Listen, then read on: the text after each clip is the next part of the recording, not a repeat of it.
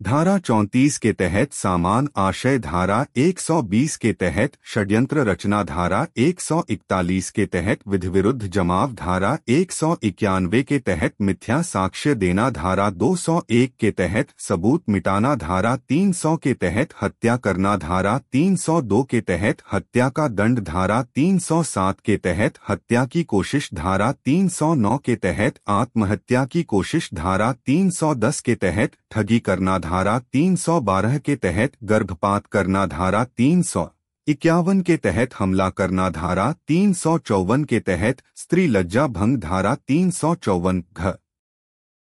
के तहत महिलाओं का पीछा करना, धारा 362 के तहत अपहरण, धारा 365 के तहत अपहरण, धारा 369 के तहत 10 वर्ष से कम आयु के शिशु के शरीर पर चोरी करने के आशय से उसका व्यवहरण या अपहरण, धारा 376 के तहत बलात्कार, धारा 376 डी